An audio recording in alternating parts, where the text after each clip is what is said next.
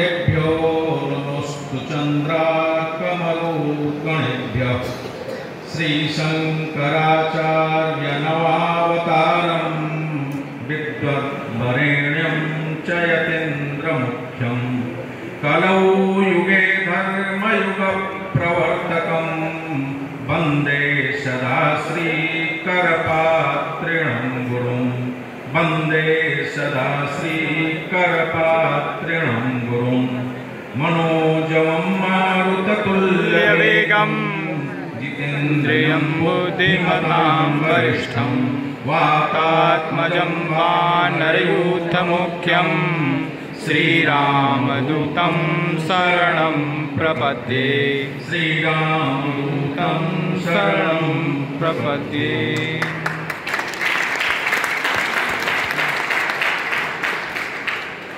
सर्वप्रथम परम पूज्य धर्म समाज स्वामी करपात्री जी महाराज के द्वारा दिया हुआ, चूँकि उनके तपस्थली पे हम लोग हैं, तो एक बात उस नारे का उद्घोष हम लोग करेंगे।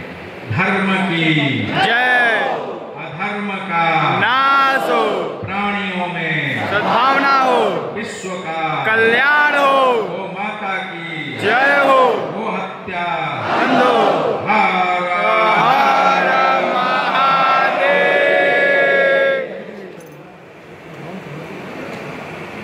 आज मन बहुत ही आह्लादित है, बहुत आनंदित है।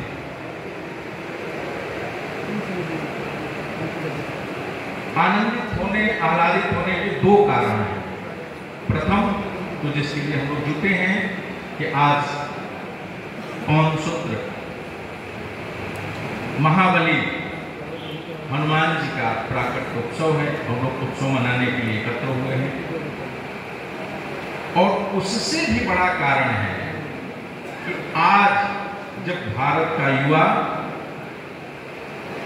डिस्कोथेक में देखा जाता है, क्लबों में देखा जाता है, वहां भीड़ दिखती है, और धार्मिक कार्यक्रमों में गिने चुने हुए लोग रहते हैं, उस कालखंड में, उस समय में आज इस सभा कक्ष में बैठने का स्थान नहीं है। और इस कार्य के लिए मैं अपने अनुज कृष्णानंद जी को हृदय से आशीर्वाद देता हूं,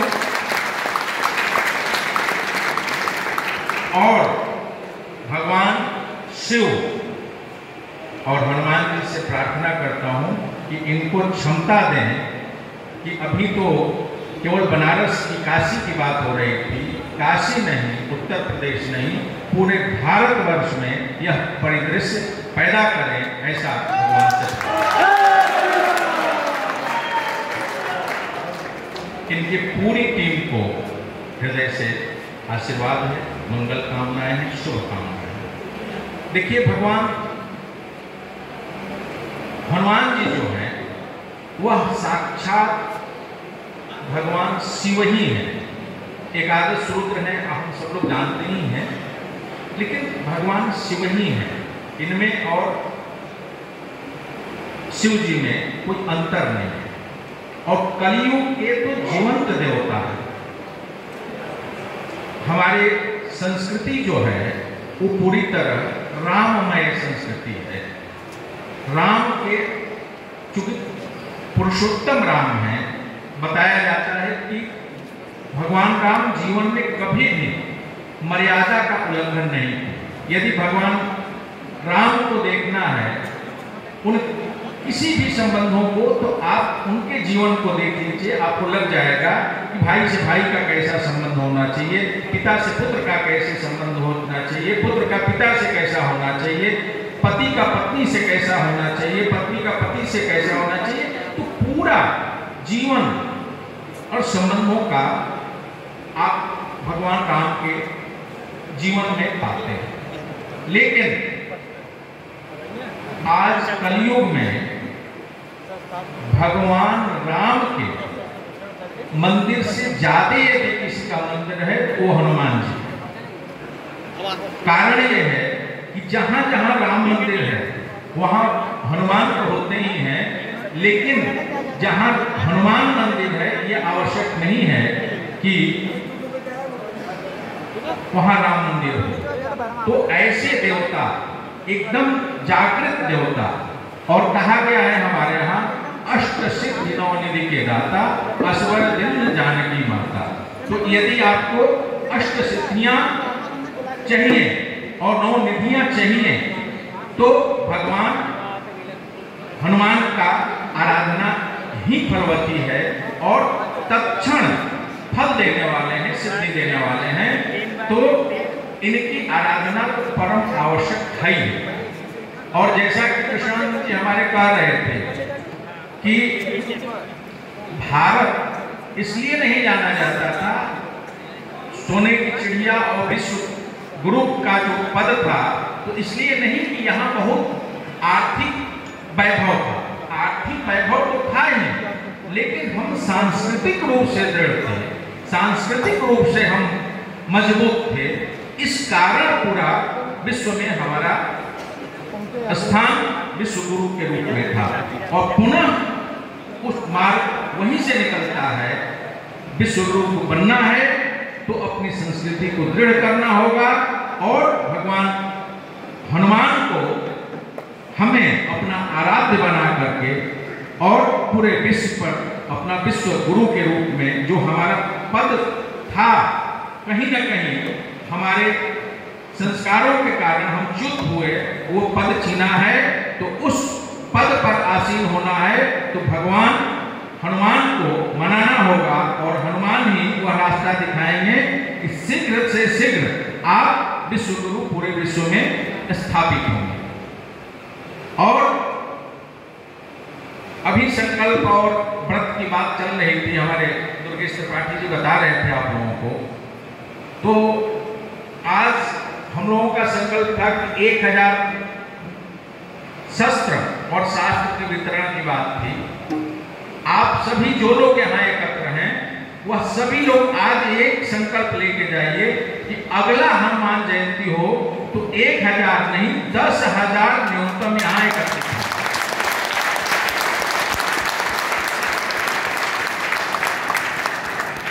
और बहुत सहज है, यदि 1000, हालांकि 1000 से अधिक की संख्या है, आपके सभा कक्ष में भी या बाहर भी लोग हैं, तो 1000 भी मानते हैं, तो यदि एक व्यक्ति 10-10 लोगों को जोड़ता है तो साल भर का समय है, तो बहुत सहज ढंग से 10,000 की संख्या होगी। और केवल 10,000, देखिए हमारे यहाँ साधना की 2 पद्धतियां बताई गई हैं।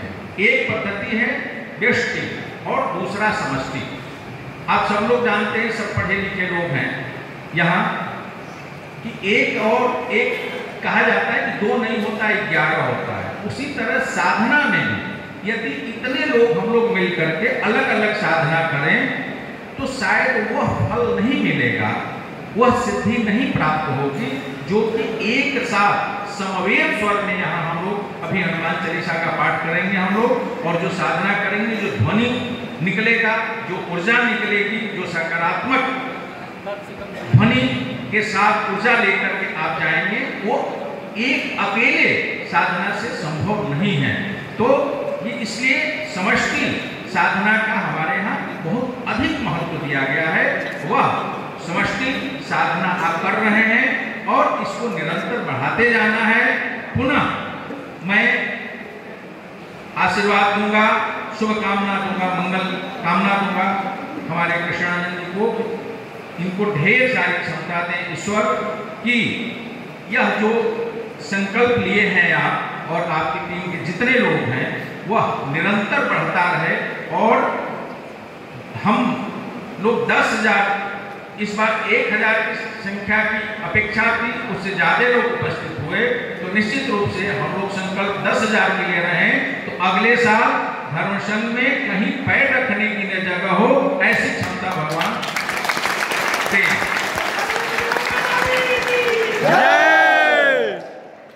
इसी के साथ मैं अपनी वाणी को विराम दूंगा।